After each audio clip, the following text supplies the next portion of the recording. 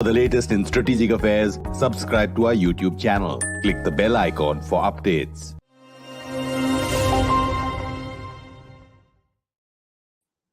This is StratNews Global. You're watching Talking Point. I'm Amitabh, Revi, and today we're discussing the situation in and around Ukraine, the Quad meeting, and India's interests.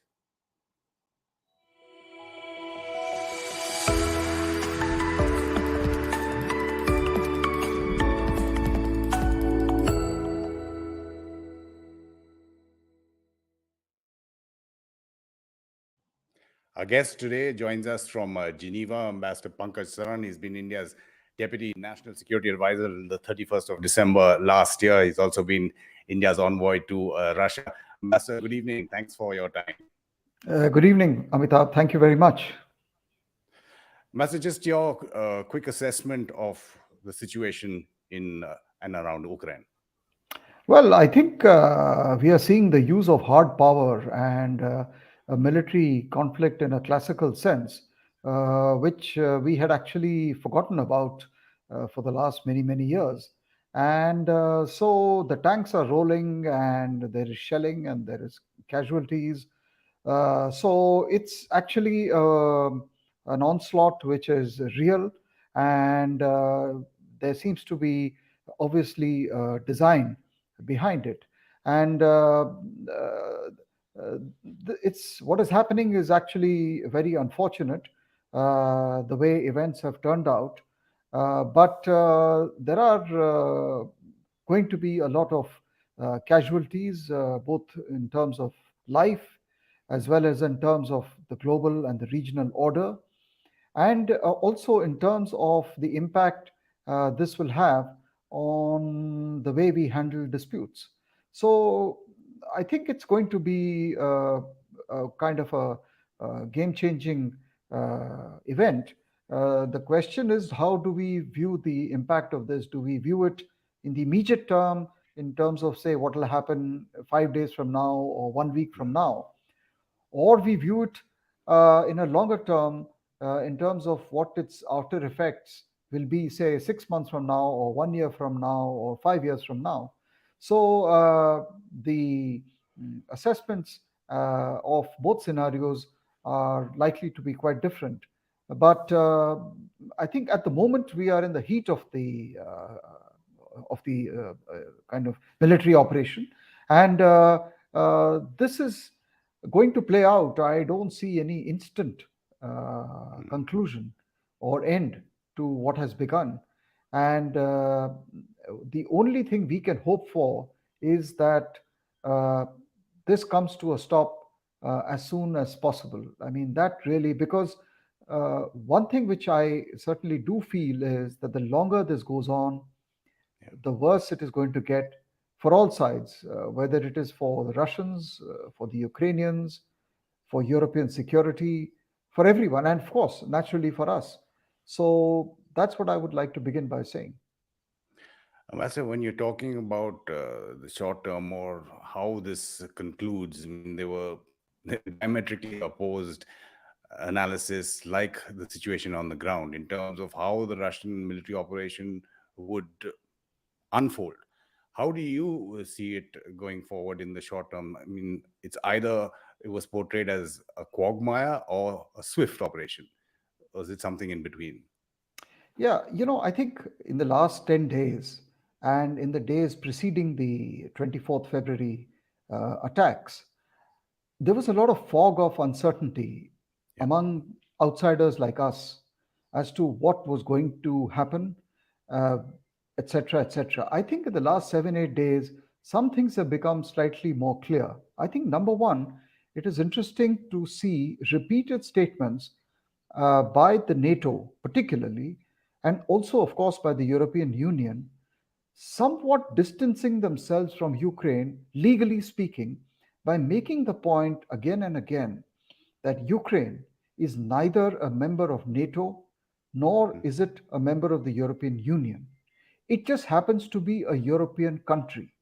And so, when you look at the statements coming out from Brussels or Washington, basically they are saying we are not a party to the conflict. I saw this today by the Secretary General of the NATO. He says the NATO is not at war with Russia. So this containerization of the conflict and to project it as a Ukraine and Russia conflict or a war is interesting. And this also shows that there is a great deal of circumspection by both Brussels and Washington about escalation. Mm, And this repeated assertion is, for me, quite interesting. In fact, they have made it also clear that they do not envisage any NATO forces or US forces on the ground in Ukraine.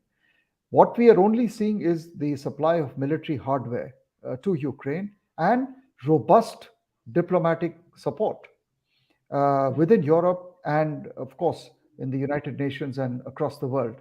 So that's one aspect of the whole conflict. The second, of course, is with regard to the military operation itself. Now, I heard some Western analysts analyze the game plan, and according to their one version, it seems as if the objective so far has been to secure the south and the east because that's where there is maximum mm, sympathy for the Russians, and it's an area which has a great deal of support for the Russians. And then you come down a little bit down the, let us say, the southeastern axis mm, across the coastline to the port of Mariupol and down towards Odessa. Basically, you are coming down towards Crimea. mm. And according to this analysis, the military operation is intended to isolate Western Ukraine from the port From and the the Sea of Azov and the Black Sea. Black So Sea, that's yes. one axis of the approach. And the second is about what happens in Kiev and Kharkiv, which are more north and more west. And those so far are not in the thick of the military operation. Um, Whether there is a quagmire or it's swift, uh, you know, the fact is that the Russians have overwhelming military Mhm, strength. Now, till so long as the Ukrainians are not joined by the forces, armed forces of other countries or other neighbors, there will only be that much which the Ukrainians can defend. And sooner or later, they will capitulate. There will be loss of life. You are right. The Russians have officially accepted 500 casualties and one mhm, general of the army. So we have to keep in mind that, of course, it is a very battle-hardened army. They have, in the last 10 years or so, been involved in different armed conflicts and armed wars. So, if there is one thing which Russia prides itself on, is the strength of its army and its military hardware and preparedness. So, you know, for us, it is noteworthy from our point of view to see whether this escalates into a conflict which involves countries apart from Ukraine in the military operation or in the military conflict. And thankfully, that has not happened yet. Because if that were to happen, then we really enter into a scenario and a zone which is going to be extremely dangerous. And then it will be very difficult to predict how things will evolve. So, uh, this is basically where we are. What I mm, think what we are seeing is that the Europeans and the NATO are actually just watching the movement of the Russian army inside Ukraine. There is no, there are no ground troops. There is no battle going on which has been joined by countries apart from Ukraine to fight off the Russians. And this is interesting. So, actually, in one sense, you can say that the Ukrainians are fending for themselves mhm, and in some parts of the country. And when Russia says that it does not want to escalate the war within Ukraine to civilian areas or other cities, that could be possible because the military objective or the military operation seems to be geared to achieve a political objective. And the Russians know as well as anyone else that the question here, I do not think, was was a classical military war in which one military wants to defeat another military, but it is something else which might come closer to pursuing a political objective or is making a point using military power. Of course, although President Putin has talked about demilitarization of Ukraine, Mm. but the whole story begins with the question of neutrality, the Yep. expansion of NATO eastward, etc., etc. So uh, it's all. I would say it's a very interesting situation where you have a situation where a military operation is being used to achieve objectives which are significantly political in nature. And uh, how the Ukrainian now, as I mentioned to you, a lot of our analysis also hinges on whether we are looking at, say, what happens tomorrow or what we see Mhm. might happen, say, in a month or two or three. Um, from that point of view, the invitation by Ukraine to all foreign fighters to join the Yep. resistance will actually open a new dimension to the conflict. But I really feel that the European countries themselves are going to be very uncomfortable with perpetuating a sore in the heart of Europe, which becomes, for example, a breeding ground for resistance or what we would in the Middle East or the West Asia have called a jihad. Mm. So no one wants to convert Ukraine into an Afghanistan of Europe. So his invitation to foreign fighters to come and resist Russian forces is not that simple. In fact, this question was asked of the US Secretary of State yesterday, whether Mm. Americans can go and join the fight. And he gave a very cautious reply. And he said, Mm. well, if you want to provide humanitarian assistance, there are NGOs and you can go and route your assistance through them. But he did not reply to this suggestion that Americans can go or anyone else can go and start fighting along with the Ukrainians. And Sure. so, it's not so simple. I mean, both sides Mm. do not have many options. Um, their options are limited, but a lot of this is going to depend on how long this goes on and Goes on. how bloody and brutal it gets.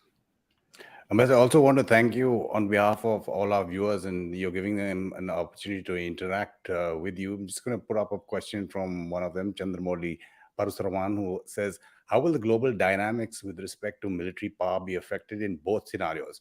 Russia winning the war versus Russia losing the war? He's mainly looking at NATO's role going forward.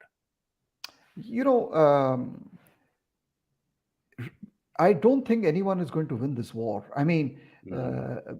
if you take a narrow definition of victory, then I think the victor in this war is a given. It is going to be Russia. I do not see how Ukraine can win the war.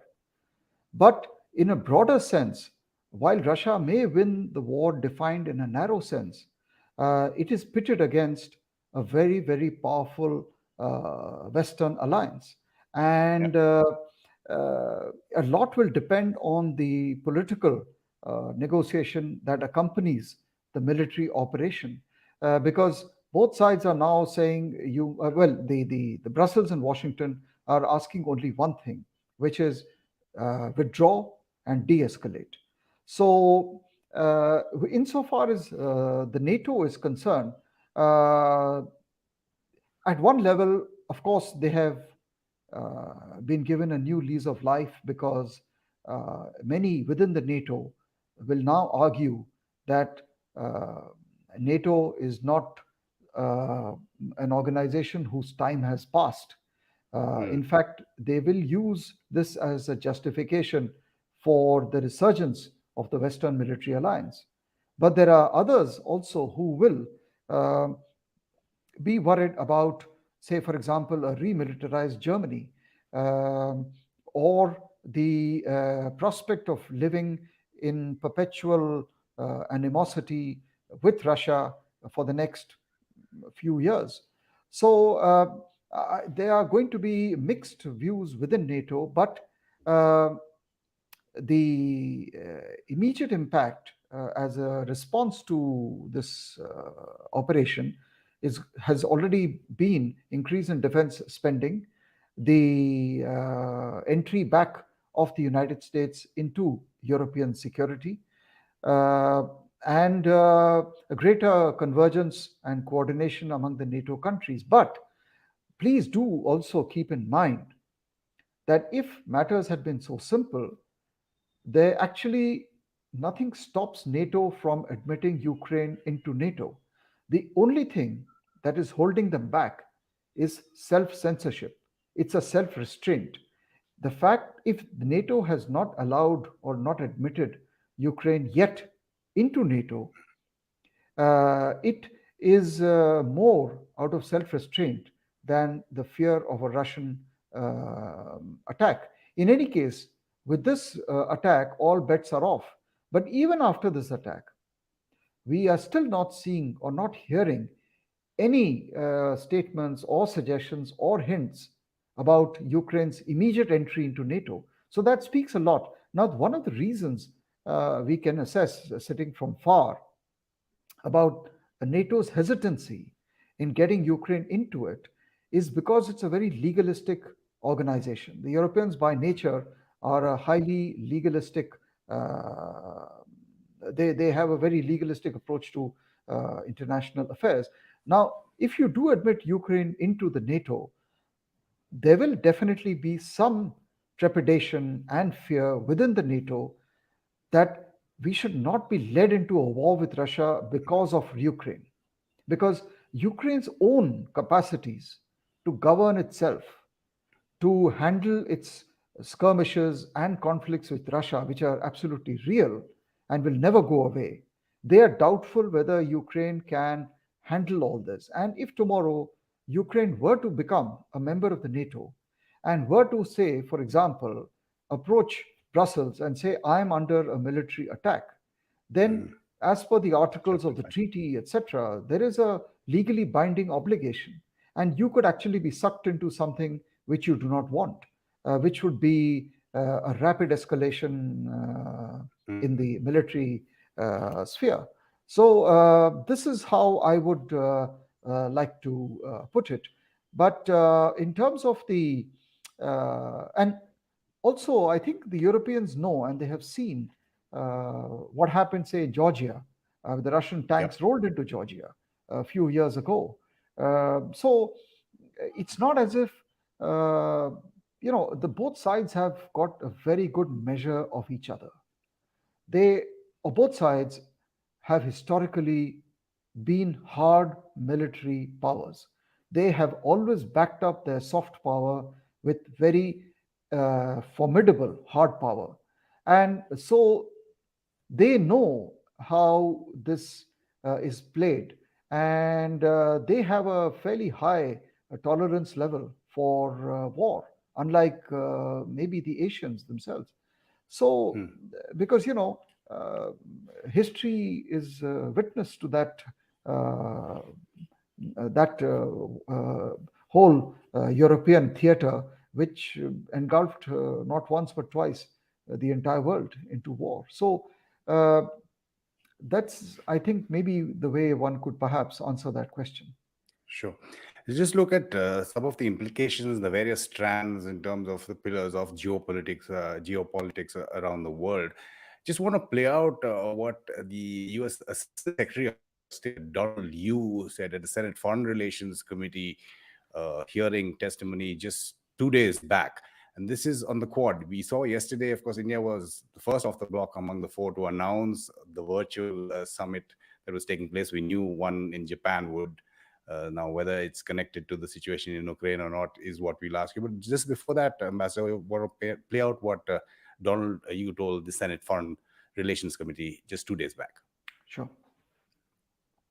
Why has the Biden administration significantly deprioritized countering communist China in the Quad?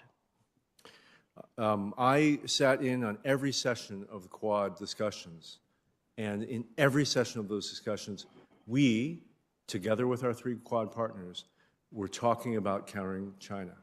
We were talking about countering China with security and defense activities. We were also talking about countering China with COVID vaccines, as we know that this is part of China's reach into the Indo-Pacific. So I take exception to that statement. That is not what I witnessed in Melbourne.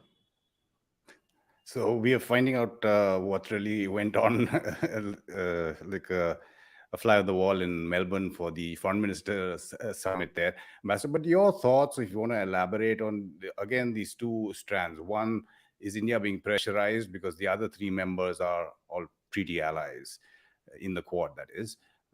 Why this Quad meeting now? And the strand that I think the Republican senator that was picking up there, that has the US, NATO, rest of the world's focus, because of what's happening in Ukraine, shifted away from the main goal, which is countering China, an aggressive China? You know, the Quad was set up. It was a very deliberate and well thought through initiative in which India participated.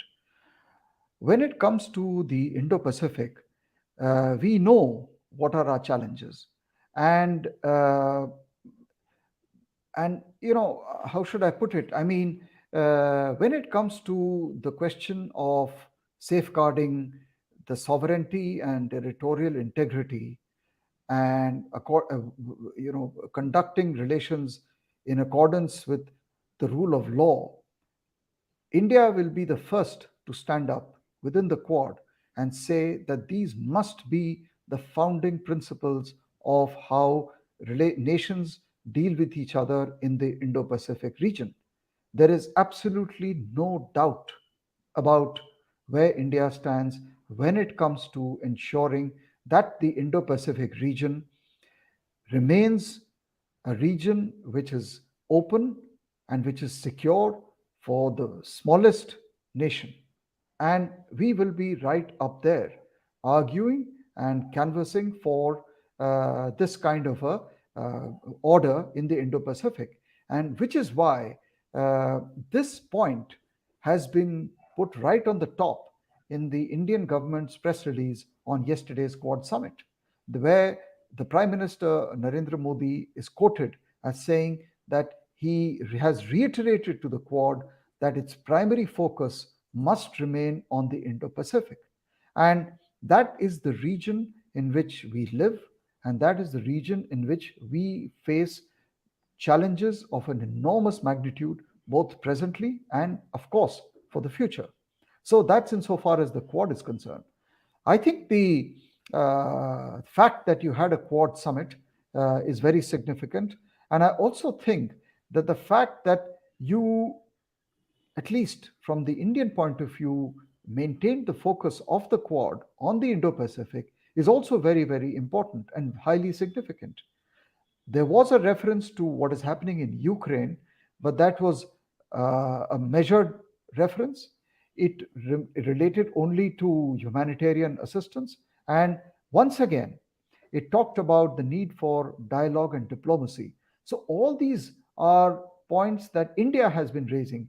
So, in other words, I think the fact that there was a summit yesterday, that the Prime Minister participated, that we issued the kind of statement we issued, I think is a great tribute to India's diplomacy, because you have a situation where you are a valuable member of the Quad, and this is admitted by all the other 3 members. And on the other hand, you have a situation right now, which is a burning situation. It's a live theater in Europe, where also all sides are very keen to have India on their side. So you are, in some sense, straddling both sides of the globe.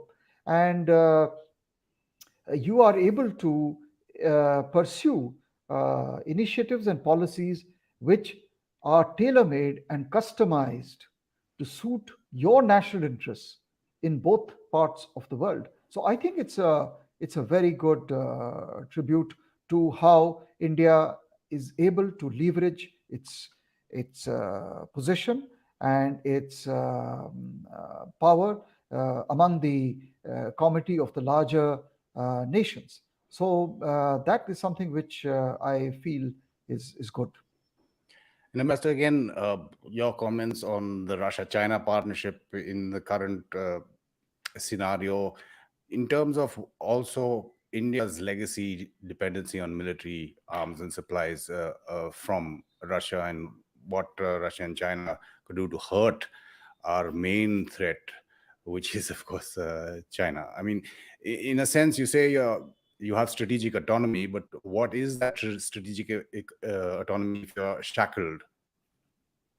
Yeah, on the Russia-China question, uh, before we get into that, allow me to just mention one Absolutely. more small point, which also is somewhat an spin-off of the Quad meeting.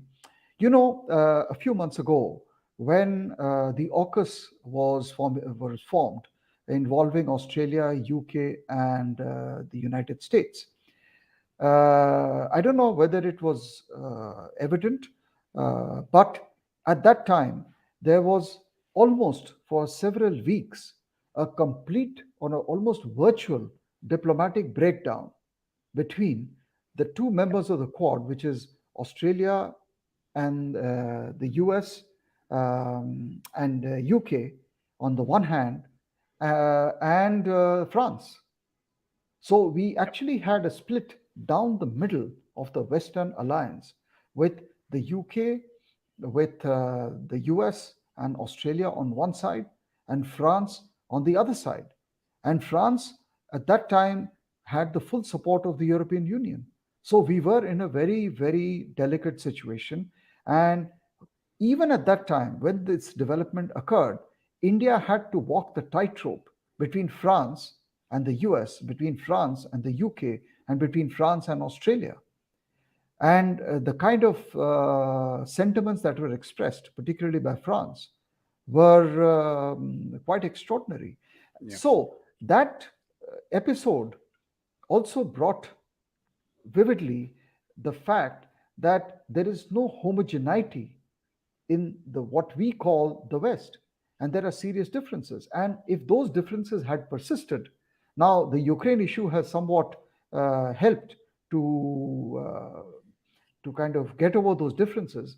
But if those differences were to have persisted, and I'm sure that those raw wounds of that what France saw was a complete uh, debacle and a letdown by Australia and the United States.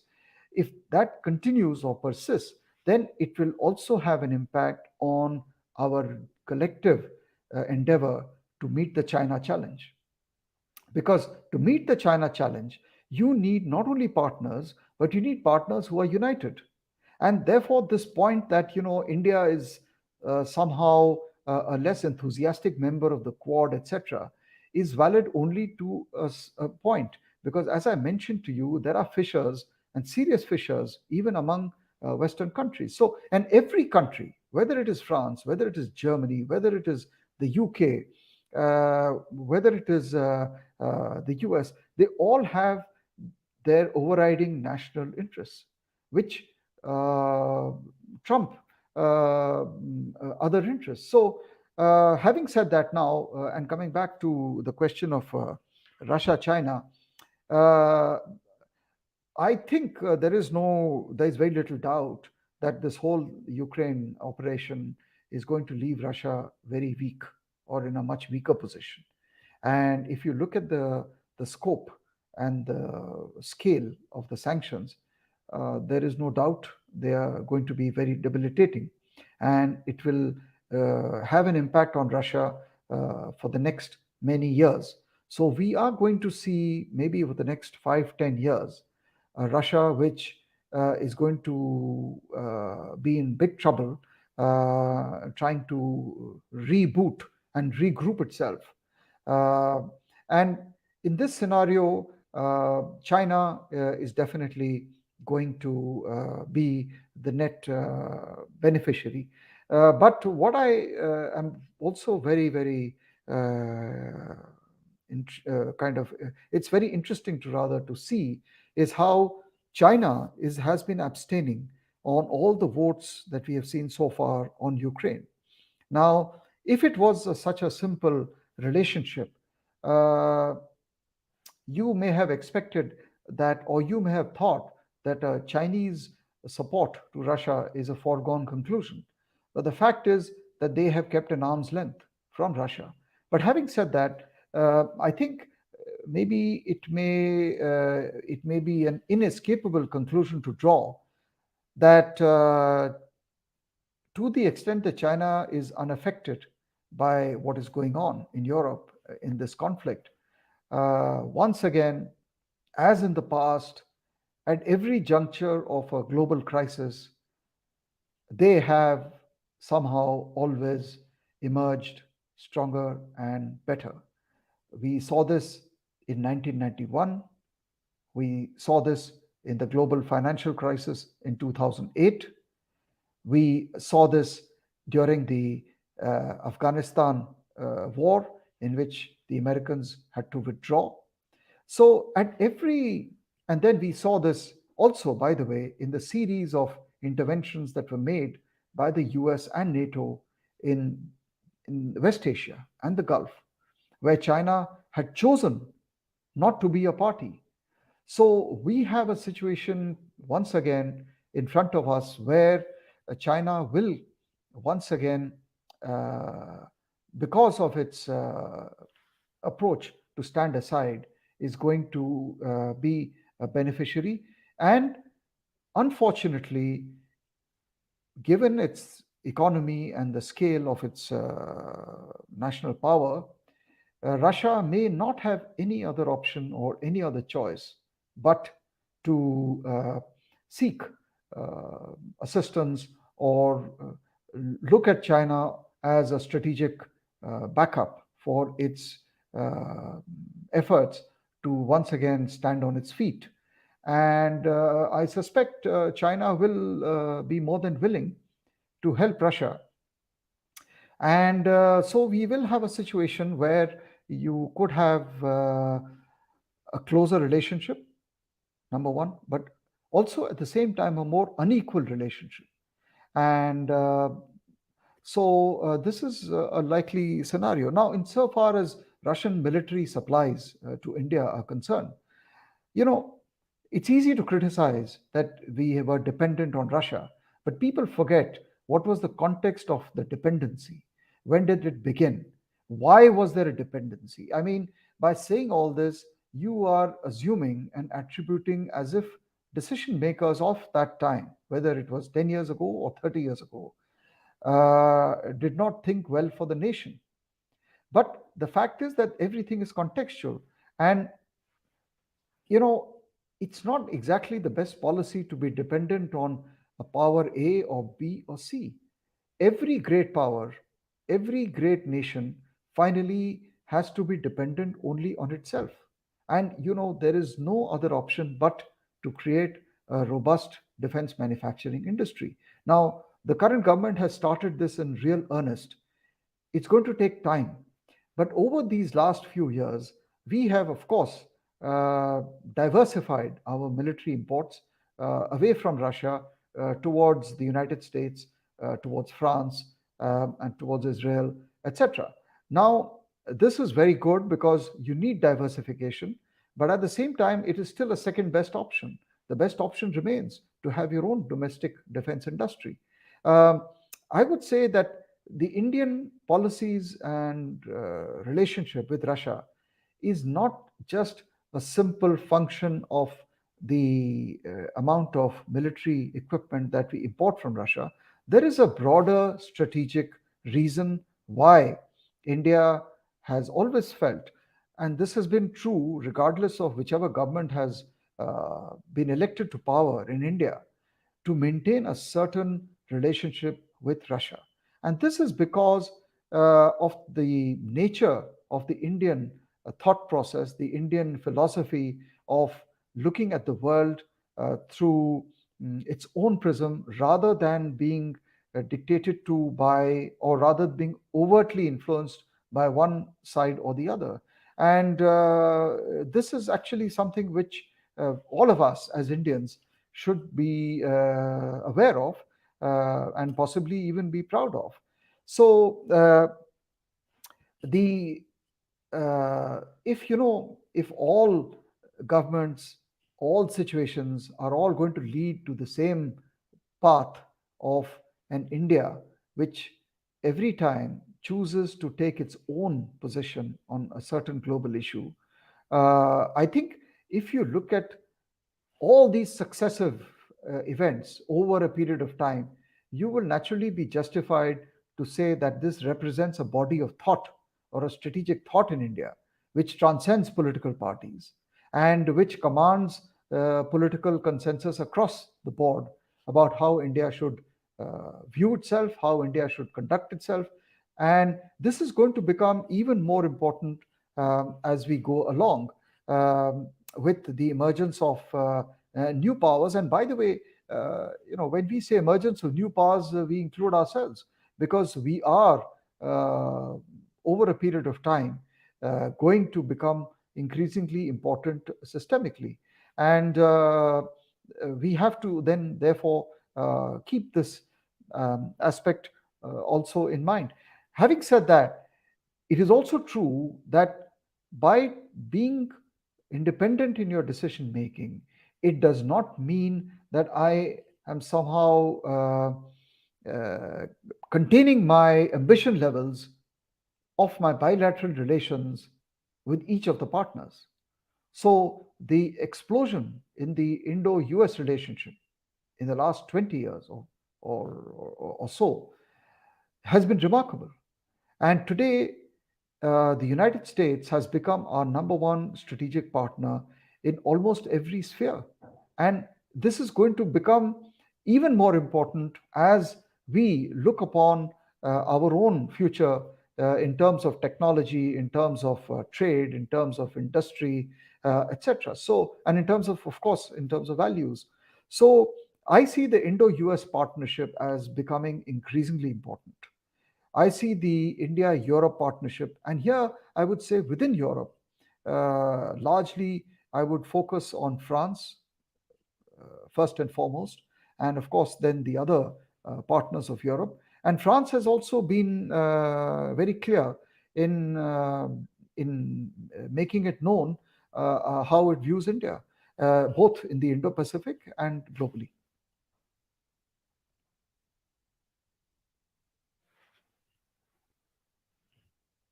Sorry, I can't hear you. I can't hear you. Yeah, sorry, I was muted there.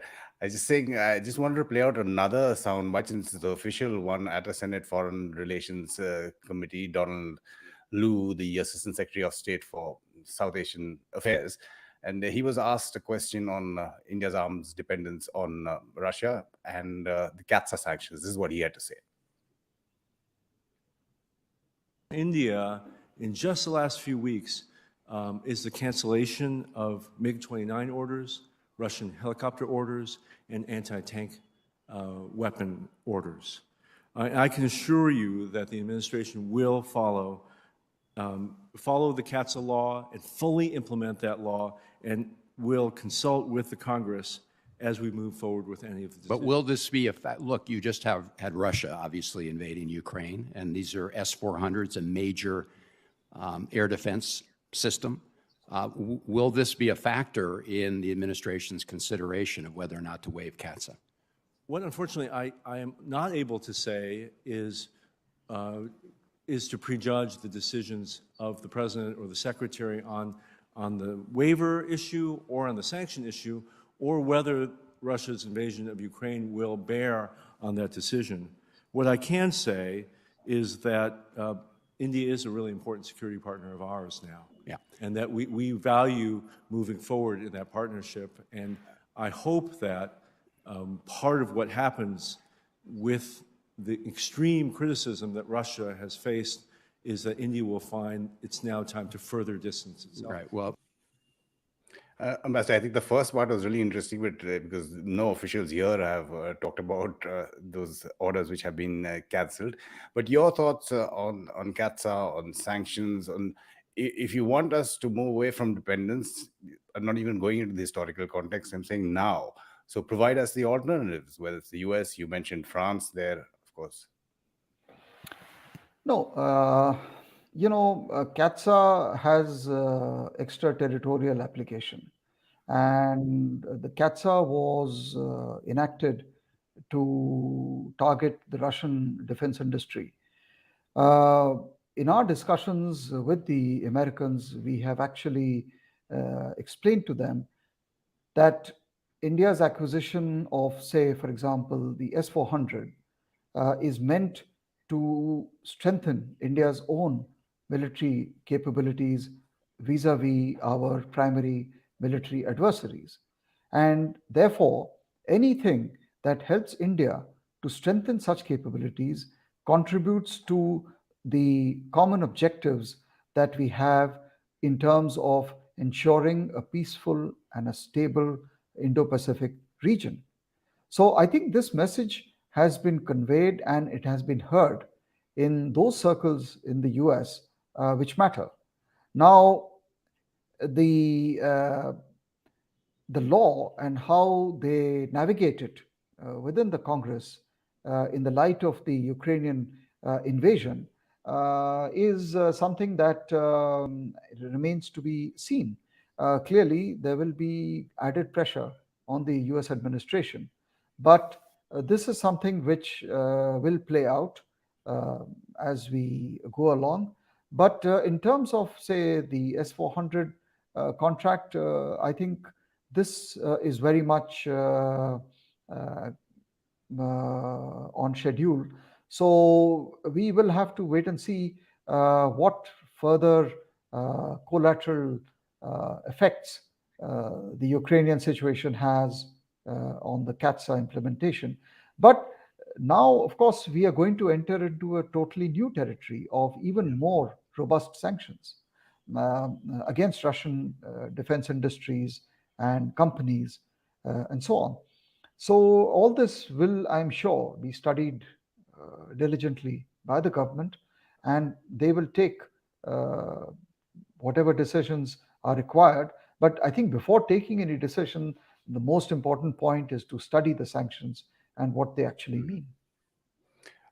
The even bigger deal, well, as big a deal as the S-400s with the Russians has been, uh, say, your SSN, your attack submarines, nuclear powered submarines. Now, do you visualize a scenario where an AUKUS-like situation could emerge for India in terms of diversifying that to whether it's the Americans or the French?